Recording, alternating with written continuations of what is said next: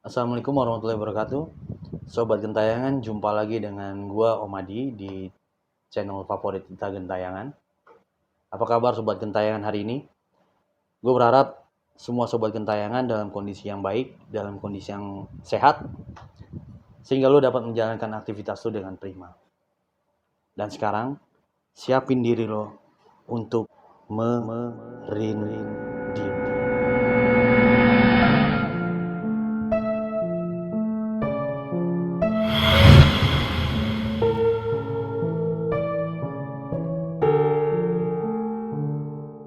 Sobat Gentayangan, kali ini Gentayangan kedatangan narasumber lagi ya. Ini narasumbernya sebelumnya memang sudah pernah juga bercerita mengenai pengalaman gaibnya di Gentayangan. Ya. Semoga ceritanya kali ini lebih seru lagi dari cerita yang sebelumnya, gitu ya. Nah, langsung aja kita sapa dulu nih narasumber kita ya. Di sebelah kiri gue sudah ada Mbak Dini ya. Apa kabar Mbak Dini? Baik, Pak Di, baik. Ini yang kedua kali ya di Gentayangan ya. Iya, betul. Cerita yang pertama seru. Waktu itu masalah waktu itu waktu ikut ini ya di pesantren ya. Oke. Nah, sekarang pengalaman di mana lagi nih, Mbak Dini? Saat ini aku mau sharing soal pengalaman aku di rumah saudaraku. Jadi, di rumah saudara ya? Di rumah saudaraku beberapa kali kejadian di sana gitu. Karena memang intensitas aku ke sana tuh agak sering gitu. Bahkan pernah menginap gitu. Oke. Jadi untuk cerita yang pertama itu dulu waktu masih zaman SMA. Jadi rumah saudaraku tuh tingkat 2 gitu. Jadi dan tangganya tuh ada di depan sama di dalam. Jadi kalau kita mau ke atas bisa lewat luar, atau lewat dalam. Lewat dalam. Okay. Yang pertama itu waktu pertama kali ke sana, aku habis datang langsung naik ke atas lewat tangga luar. Oke. Main. Waktu yang sholat mau wudhu harus ke bawah dong. Turunlah lewat tangga dalam. Jadi posisinya tuh tangga luar, teras atas, terus ruangan kayak biasa, ruang tengah gitu, satu kamar, lorong kecil, terus ada sebelum tangga itu ada ruangan untuk biasa dipakai jemur, tapi masih di dalam ruangan. Bukan di luar, bukan teras belakang, bukan. Tapi masih dalam ruangan itu.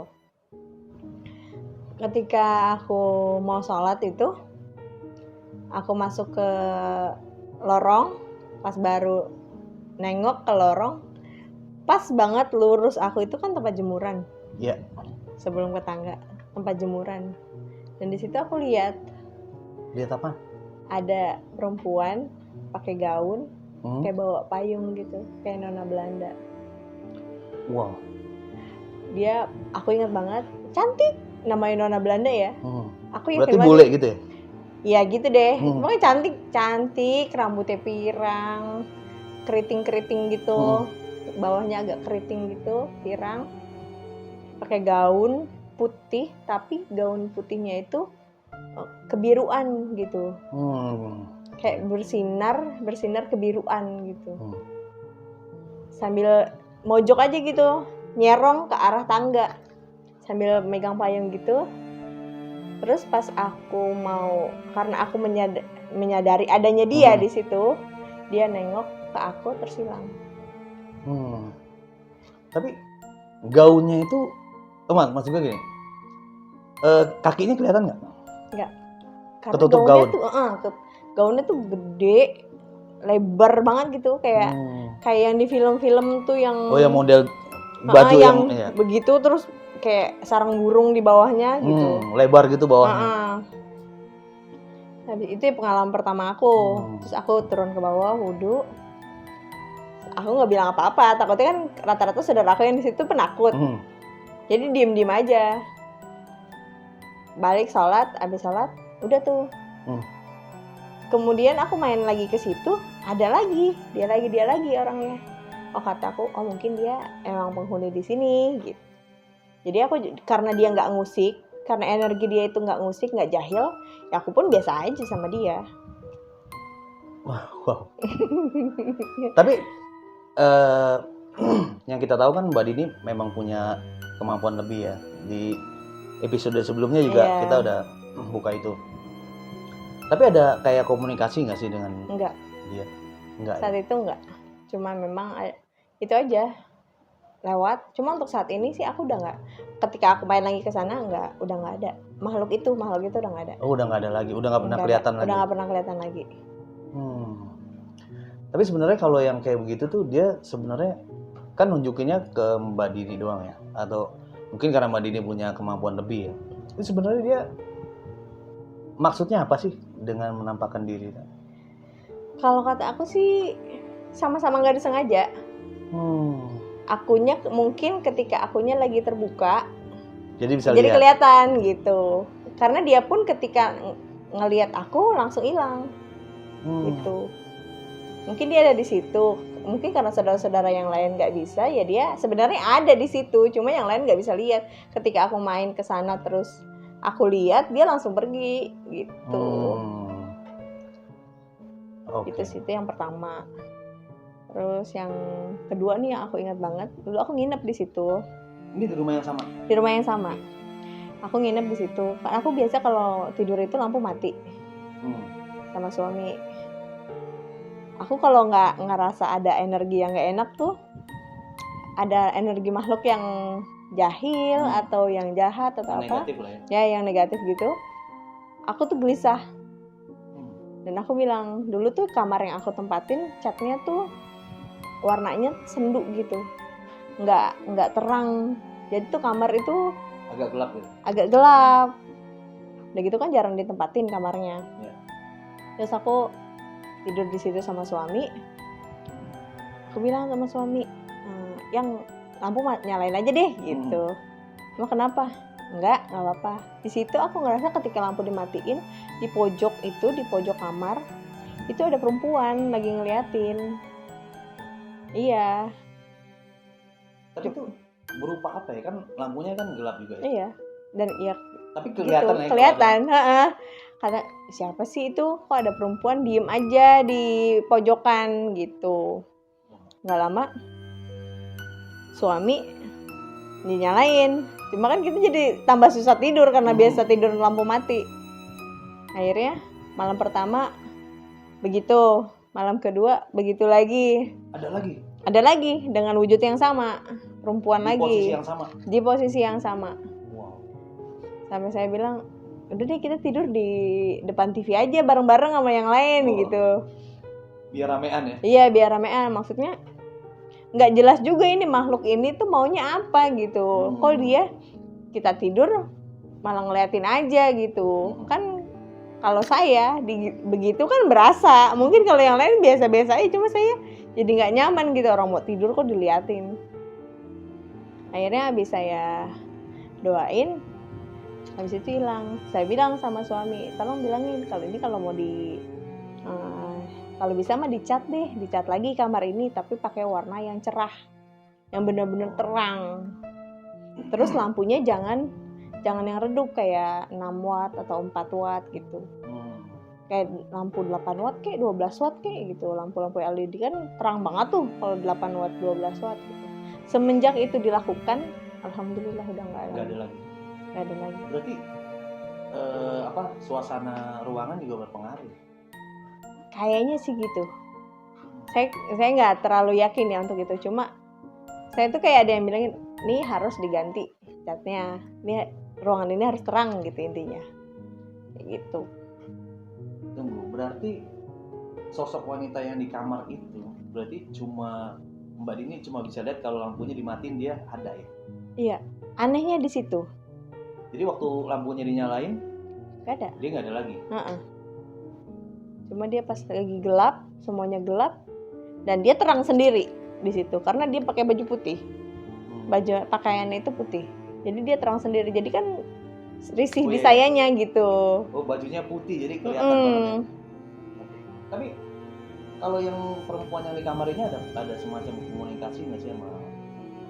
Enggak sih, rata-rata saya nggak ada komunikasi. Cuma nongol aja gitu ya? Cuma nongol aja. Komunikasi hampir nggak pernah kayaknya. Hampir nggak pernah ya? Sepanjang yang dilihat ya? Iya, hampir nggak pernah ya.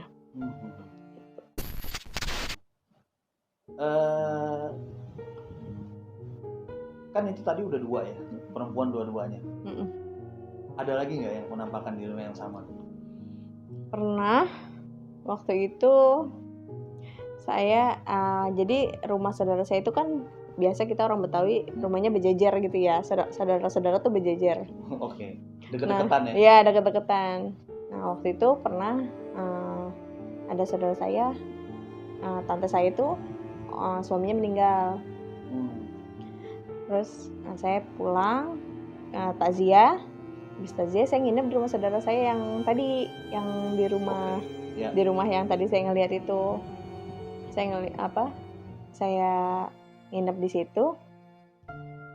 Pagi-pagi, jadi kan rumahnya itu rumah ada 3 rumah. Rumah yang biasa saya nginepin, terus rumah tua, kita bilangnya rumah tua, rumah nenek, rumah empi, terus sama rumah tante saya itu yang suaminya meninggal. Jadi setiap rumah itu connected gitu. Jadi ada pintu tengah yang bisa menembus satu rumah ke rumah yang lain. Nah, jadi saya takziah itu ke rumah tante. Di situ saya nginep di kamar yang sama. Jadi kalau saya keluar kamar itu nembusnya ruang tengah rumah empi, rumah nenek. Terus yang nyambung ke rumahnya tante saya itu yang gitu. Baru meninggal. Iya, yang baru meninggal, suaminya baru meninggal. Saya bangun pagi, buka pintu kamar. Saya ngerasa ini kok rumah rame banget gitu. Rame banget. Gue pikir tadi ada orang berisik begitu, enggak ya? Ini tuh ramenya tanda kutip. Di situ orang lalu lalang, makhluk itu lalu lalang. Banyak. Ada banyak banget. Itu udah kayak pasar. Itu makhluk apaan? Wujudnya orang atau gimana? Wujudnya ya seperti manusia gitu. Jin kan begitu bentuknya. Menyerupai.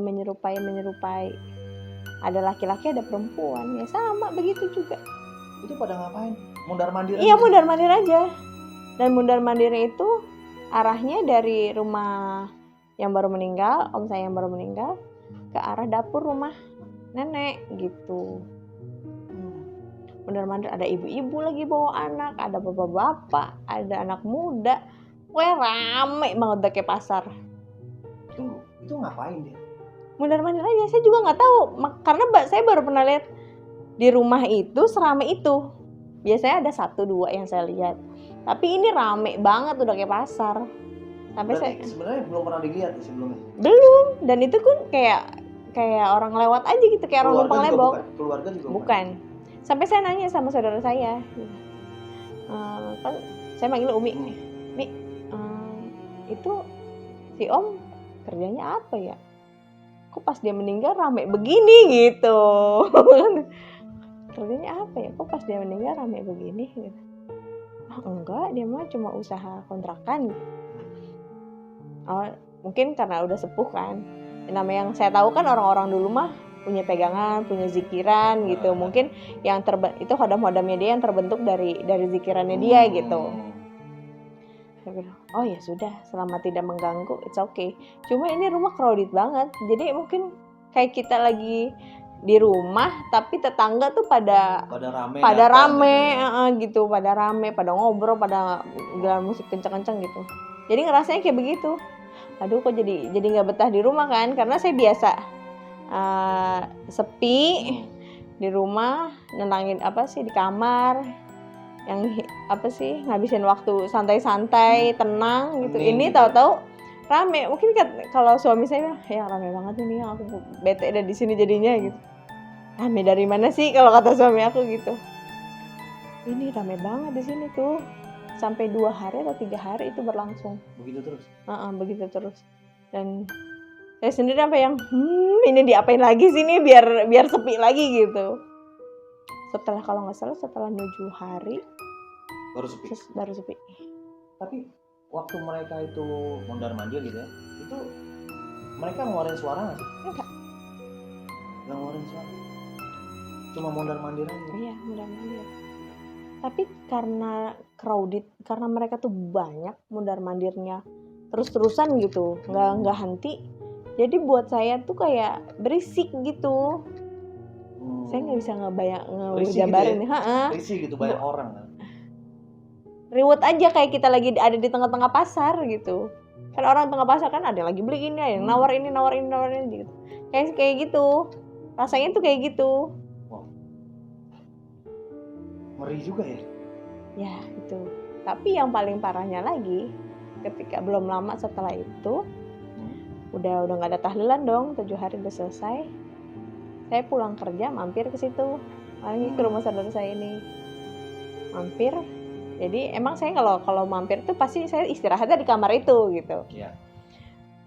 Saya pulang kantor biasa langsung cuci tangan, cuci kaki, karena di situ kan ada bayi. Saya tuh suka gendong bayi, suka nyium bayi. Kan kasihan kalau saya masih kotor udah nyium atau megang bayi. Saya ke kamar mandi. Jadi kamar mandi itu posisinya kalau saya buka kamar mandi, saya serong sedikit mau ke arah kulkas, itu langsung pandangan lurus ke kamar yang tempat saya tempatin. Oke. Saya mampir, saya cuci tangan, cuci kaki, cuci muka, wudhu, udah tuh keluar dari kamar mandi. Pas saya nengok, di depan kamar itu ada yang lagi ngintip ke kamar saya. Kayak orang lagi di dalam ada orang nggak ya, di dalam ada orang ya gitu. Selingukan gitu ya? Lagi ngintip-ngintip gitu, kayak ngintip-ngintip. Pakaiannya hitam, kayak biarawati gereja. Kayak suster gitu ya? Dari samping doang saya ngeliatnya, mukanya pun kelihatan gitu, pucat-pucatnya. Kata saya, udah ini mah kalau udah yang pucat-pucat gini juga bukan manusia, saya pikir nggak gitu. Beres, Udah yang pucat-pucat gini mah bukan manusia. Tapi baru pernah nih nemuin makhluk yang bentukannya kayak begini gitu. Yang model pakaiannya begitu. Iya. Kayak saya, kayak apa ya? Kayak pernah lihat di film apa gitu kan. Cuma saya nggak kepikiran sama sekali tuh. Tapi otak saya tuh masih, kalau belum ketemu jawaban tuh biasanya masih yang apaan ya, kayak apa, saya tuh masih begitu. Udahlah, saya biasa aja kumpul di depan sama yang lain nonton TV. Di pertengahan, saya bilang sama suami, yang tadi aku ngeliat ada yang lagi mengintip di kamar gitu. Aku keluar dari kamar mandi, emang aku belum masuk ke kamar, ada yang lagi ngintip di kamar. Siapa? Tahu, aku juga baru pernah ngelihat makhluk kayak begitu. Ih, kayak apaan? Nggak tahu. Ini aku lagi pikirin apa ya? Kayaknya familiar bentuknya, tapi belum pernah nemuin gitu. Apa ya? Lagi ngobrol, tahu-tahu tek, keinget kayak apaan? Kayak apa? Kayak palak. Oh, yang di salah satu barat itu. Iya, kayak gitu kan, dia pakai baju suster gitu kan. Dan pucet-pucetnya begitu. Cuma kan kalau falak kan kayak putih banget gitu kan. Karena di make up. Iya. Ini pucet banget. Dan dia tuh pas saya lihat dia, saya perhatiin aja kan dari depan kamar mandi sambil keset kaki. Siapa? Kok makhluk bentuknya begitu? Pas dia tersadar, saya lihat dia langsung kabur. Udah nggak ada lagi. Oh, jadi dia tahu Mbak Dini merhatiin? Iya. Pas dia, ya kayak kita, saya merhatiin Pak Adi. Pak Adi ngerasa dong kayak dia ngeliatin gue nih gitu kan. Ya sama, mereka pun gitu. Ketika mereka sadar, pas dia tahu, saya nggak tahu dia adanya dia di situ, pergi. Kayak seolah-olah kepergok gitu. Gitu. Itu sih yang makhluk yang membuat saya paling serem di situ. Karena dari pakaiannya baru pernah lihat. Kalau yang rame kayak pasar itu tuh kayak perkampungan muslim aja gitu, cuma rame banget. Habis dari situ udah langsung saudara-saudara yang pada penakut, ya udah ke kamar mandi minta dianterin, kamar mandi minta dianterin gitu. Iya. Terus masih ada lagi nggak Mbak di rumah itu juga? Ada. Dulu itu jadi di belakang rumah itu tempat cucian kan. Nah, tempat cuci, mesin cuci itu ada kamar mandi lagi di situ. Jadi itu kamar mandi lama kita nyebutnya. Nah, jadi kamar mandi, WC. Tapi masih dipakai? Masih, cuma jarang banget dipakai. Kalau ada yang lagi datang, karena itu kan jatuhnya kamar mandi rumah nenek. Itu bukan kamar mandi rumah saudara saya ini. Jadi waktu saya lagi nyuci di situ, kan jadi di antara mesin cuci, di belakang mesin cuci itu kamar mandi, di sebelahnya kamar mandi itu baru WC. Nah di sini tuh kan sebelah mesin cuci terus ada pintu yang buat ke kamar mandinya, lorong yang buat ke kamar mandinya itu. Ketika saya lagi nyuci memang malam, saya pulang kerja nyuci sendirian dong. Saya biasanya kan saya nyuci tuh sambil nungguin suami pulang kerja sekitar jam 10, jam 11-an gitu, saya sendirian aja. Kata saya, ya buat apa gitu, kalaupun ngeliat juga ya biasa aja karena udah biasa. Tahu saya lagi nyuci di situ, lagi ngurusin cucian, saya ngeliat ke WC, bagian WC. Dan saya kok kayak ada perempuan di atas kloset gitu. Di atas klosetnya kan kloset duduk, kayak perempuan di atas kloset ya. Itu yang cewek, rambutnya agak ikal, terus bajunya tuh putih tapi putihnya lusuh gitu, kayak kotor gimana itu, agak-agak kecoklatan gitu, agak-agak lusuh. Kusam gitu ya? Iya, kusam. Saya mau, kan dia pintunya kebuka sedikit gitu, kan memang biasanya ketutup, ya bisa pakai kamar mandi terus habis pakai toilet ketutup lagi gitu, dirapetin. Ini agak kebuka sedikit, entah kenapa itu baru timbul rasa takut di situ. Biasanya kan saya ngeliat gitu-gitu biasa aja gitu, cuma ini lagi datang iseng, lagi datang takut. Kenapa ya? Kayak energinya dia tuh gede banget, di luar jangkauan saya. Jadi itu berasa ya, energi memang berasa? Berasa banget. Saya pikir, mungkin ini kan rumah tua, mungkin penghuninya juga penghuni yang sudah senior nih di sini ya kan, di dunia mereka gitu. Jadi saya, aduh nggak deh, kayaknya gue nggak terusin deh nyuci, udah langsung tutup mesin cuci, udah saya tinggal. Berarti takut juga saat itu? Ada, walaupun saya sering ngeliat, tapi kalau energinya dia lebih besar dari yang, kayaknya saya nggak bisa tanganin dia nih kalau ada apa-apa. Pasti saya akan ada rasa takut di situ. Padahal dia juga nggak ngapa-ngapain ya, cuma kelihatan duduk aja di kloset. Iya, kelihatan duduk di kloset. Cuma saya nggak tahu deh rasanya gimana ya. Pokoknya sampai bikin saya takut gitu. Energinya dia tuh bikin saya takut. Makanya saya nggak mau ngambil resiko, dengan saya udah cabut aja deh. Tapi itu jelas sosok wanita ya? Jelas. Saya tanya dong ke saudara saya. Di situ ada ceweknya ya gitu. Saya bilangnya gitu. Di situ ada ceweknya ya? Hah, ngeliat juga gitu. Ngeliat juga. Emang pernah ditunjukin juga? Enggak, kata orang-orang yang pernah buang air di situ atau yang sering mundar-mandir ke rumah nenek, itu emang suka ada yang lihat kalau di situ ada perempuan gitu. Makanya rumah nenek tuh kalau nggak penting-penting banget, banyak orang saudara-saudara yang lain nggak ada yang berani masuk rumah nenek gitu, karena ya gitu, karena memang sudah tahu ya. Oke. Wow. Nah, yang ini juga nggak ada komunikasi apa-apa juga ya? Nggak. Saya jarang bisa komunikasi sama mereka. Tapi energinya berasa. Tapi biasanya kalau komunikasi, kalau saya pribadi, saya nggak komunikasi secara langsung sama mereka, tapi mereka bisa komunikasi sama saya lewat mimpi. Oh gitu? Saya kalau diajak komunikasi itu pasti lewat mimpi. Dikasih tahu kayak gini, begini. Ada aja ceritanya. Tapi lewat mimpi. Tapi untuk saya berhadapan langsung sama mereka terus saya komunikasi, itu enggak. Jadi misalnya di satu rumah kayak rumah nenek tadi, ada penghuninya di situ, dalam tanda kutip gaib gitu ya. Penghuni yang ada di rumah itu datang lewat mimpi gitu. Iya. Ya waktu itu pernah ada kakek. Jadi saya itu baru di situ. Kakek itu saya nggak kenal kakek kan, karena kakek itu emang kalau sama nenek saya kenal karena saya datang ke situ nenek masih hidup karena kan ini keluarga dari suami.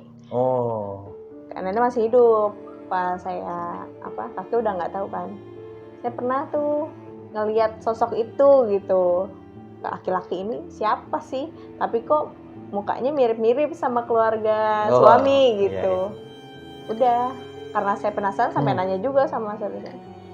Nah, kalau kan manggilnya Abeh tuh gimana ya gitu. Siapa, mukanya kayak gimana gitu, karena saya belum pernah ngelihat sosok ini gitu di keluarga ini. Terus Abeh tuh pedagang begini, mukanya mana, aduh fotonya nggak ada, adanya di rumah saudaranya gitu. Terus saya tidur di situ, kebetulan kamar yang saya tempatin ternyata kamar Abeh gitu. Jadi orang dulu kan suka gitu ya, nenek-nenek sendiri, Abeh sendiri gitu.